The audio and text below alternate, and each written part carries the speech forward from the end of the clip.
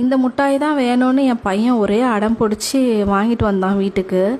நான் பார்த்துட்டு என்னடா இது பேரும் இல்லை, என்னைக்கு தயாரித்ததுங்கிற டேட்டும் இல்லை, குடுறா அப்படின்னு சொல்லிட்டு 2 அடியை போட்டு வாங்கி கிச்சனில் ஒளிச்சு வச்சுட்டேன். நேற்று தான் ஒரு நியூஸ் பார்த்தேன், ஒரு சின்ன குழந்தை இந்த முட்டாயை சாப்பிட்டு இறந்து போயிடுச்சு அப்படின்னு சொல்லிட்டு. இது ஏதோ 3D ஐயா இது பேர். நானும் இந்த முட்டாயில் அப்படி என்னதான் இருக்குது ஓப்பன் பண்ணி பார்ப்போமேன்னு சொல்லிட்டு என் பையன் ஸ்கூலுக்கு போனதுக்கப்புறம் ஓப்பன் பண்ணி பார்க்குறேன். இது எப்படி சொல்கிறதுனே தெரியலங்க. இது இந்த மைதா மாவை நம்ம பிசைஞ்சா எப்படி இருக்கும் அந்த மாதிரி இருக்குது. உள்ளே வந்து ஒரு ஜாம் மாதிரி கொடுத்துருக்காங்க.